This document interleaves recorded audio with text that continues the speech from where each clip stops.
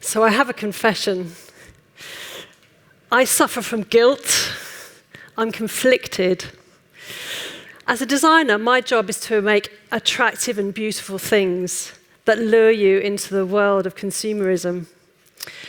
But I know that all too quickly those things become waste. They go in the bin, in the ocean, in the land, in the atmosphere. You see, caring for the environment has always been part of who I am. Purpose, activism, and justice has always been in my blood. At the same time, I love creating. As a studio, we always measure our environmental impact of our products. We look at the whole life process, starting with the material extracted from those mines, thinking about the embodied energy of the shaping, the processing, the manufacturing, and the transportation, and then ultimately at the end of life. Such a wasteful, linear process. And so much hidden impact. You think about it, there's 1.5 kilos of materials in a plastic toothbrush, 2 tons of raw material in a 5-gram gold ring, and 8,000 litres of water in one pair of shoes. Generally, 90% of the raw materials that go into to make our durable products become waste before that product has even left the factory. And at that point, and they start going into our system, we start buying them, 80% of those products become waste within the first 6 months of their life. It's such a crazy system. So how do we break this wasteful circle? Who has the power to change these linear, complex systems, to break them and remake them? What role does myself, someone like me, have to design this waste out of our system? These are the questions that I've been asking myself for the past 25 years. Through my journey, I have brought campaigning into my studio, using design as a tool as activism, to inspire behaviour change, to communicate sustainable design. And now, my passion and my guilt has led me away from wanting to do something about it into action. Moving from feeling guilty about creating waste into lifting up that lid and looking inside and analysing what we actually throw away. Fundamentally, we have to stop designing for obsolescence. We have to start building things to last and keep that material flowing, because waste really is a design flaw. And this is where my new venture studio is working, growing early startups and building ideas, looking at that waste streams, those undervalued and often unseen waste streams, getting that lost material back into use through using technology and know-how. Now, a breakthrough moment came for me in 2011 when I joined a UK government mission to look at Dutch strategies of how they designed out landfill.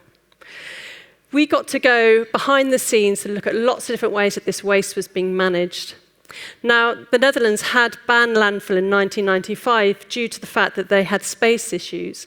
And this catalyzed a load of different ideas around innovation, leading to circular economy in designs of cities and manufacturing.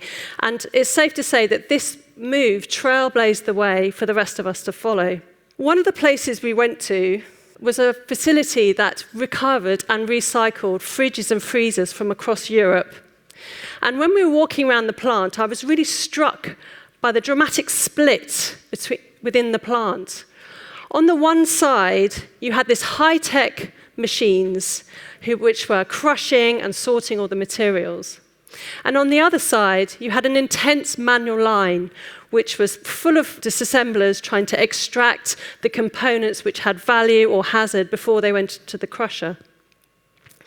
Opening up large containers that arrived daily, full of fridges and freezers, was the beginning of a very long process of complexity, because every single fridge that came out of that container was different. So the disassemblers had to have an understanding, and they had to need to know what to do with this fridge very, very quickly. They were full of complexities. What tools do they use? How many screwdrivers do they need? What frame was in the way to get these materials out? And I wanted to get all of the fridge designers behind these guys because they were demonstrating the inherent problems that design was giving them, building challenges along the way. You see, no brief that I've ever read required a plan for end of life. We are not taught how to do this. And it's not just fridges, it's everything else. It occurred to me that the end of life and how we factor it into our design process affects every part of our society. And we end up paying for it as well through the impact on our planet, and it's often, very, very often, the poorest who pay the most price, the highest price. So with this in mind, and with these fridge recyclers at the forefront of my mind, I developed the Great Recovery Programme. This was a project that gathered designers, stood them behind the recyclers and the sorters. Then collectively, we worked through how to design better. I got Innovate UK, the UK government's Technology and Innovation Agency, and the Royal Society for the Encouragement of Arts, Manufacture and Commerce to fund and support it. And between 2012 and 2016, we ran this major investigation into the role for design in the circular economy. We started at the current end of life of the products. I took groups of designers to waste electronic sites, to plastic recycling facilities, to textile sorting sites, to energy from waste sites and anaerobic digestion. We went to material labs. We even went to a disused tin mine in Cornwall. Over 1,000 designers traipsed past smelly piles of rotting food, baled clothing, second-hand clothing ready for the global south, and mountains of broken toasters and candy floss makers. Then we worked backwards. We took products off that waste pile and, armed with screwdrivers and hammers, just like those fridge recycling guys, we attempted to take these things apart. We wanted to know how difficult it would be to disassemble these things and whether it was actually worth doing as well. We attempted to extract the valuable materials out of that. As you can imagine, it was all really, really difficult. In fact, it was pretty much impossible to do. But the process threw up loads and loads of questions as well. For instance, why is there metal in a plastic toothbrush? How do you actually get the indium out of a touchscreen economically? I don't know. Very difficult. We connected the designers with those who might know the answers. So the material scientists, the chemists, the anthropologists, the futurologists, all of these people, they all became part of our design team. And we built this circular economy network, the design chain, we called it. And they helped us with the answers. They also asked us questions like, why have you designed things that are impossible to recover? Then we considered, how could we design things better for different circular systems? The work we did in these 4 years demonstrated one thing to me, that designing products for circularity is very difficult in isolation. I've been in meetings with CEOs, with ministers, where they have proclaimed design as the solution for resource scarcity, but they don't take into account that design is one part of a very, very complex chain that needs to shift. In summary, every part of the network needs to be talking and needs to be collaborating. Every brief needs to be rewritten. Every step needs to be rethought, and infrastructure needs to be fit for the future.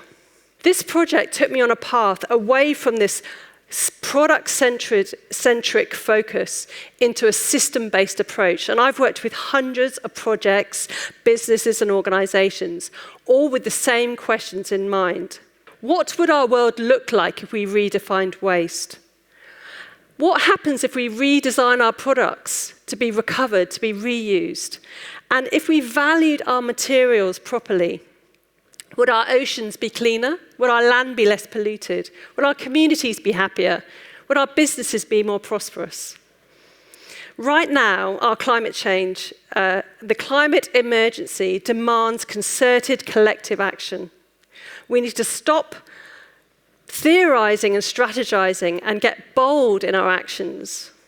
We need to start leaping into the complex, into the waste, into these wicked challenges. So how am I addressing it? I am really wanting to enable the circular economy to happen. I'm talking to ministers, yes, I'm influencing policy as much as I can.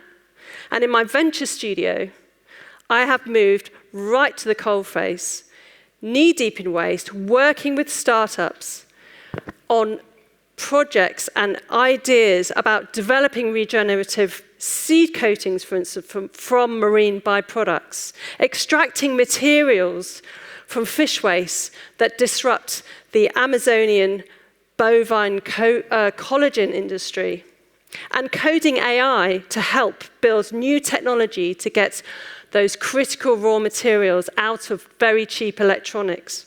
Design thinking is absolutely crucial if we want to move to a more circular, more regenerative world, which is out of the climate emergency. So my call to designers out there, go and have a look where your products end up. Think away from the single-use experience and go for third or fourth life. Think materials, think systems, think design chains. And as consumers, we also have a role. We have to make sure that we fight the desire for the new, for the shiny. Be a good steward of the materials that are in your stuff and make sure that they end up back into the system for next use. The good news is, from what I've seen and the thousands of designers that I've talked to, I do believe it is possible to design for circular and recovery. But we need politicians to legislate for it. We need investors to fund it. We need the infrastructure to enable it. We need the citizens to demand it and the clients to require it. But with that change of mindset and that approach and a very, very good set of screwdrivers, I think it can be done. Thank you.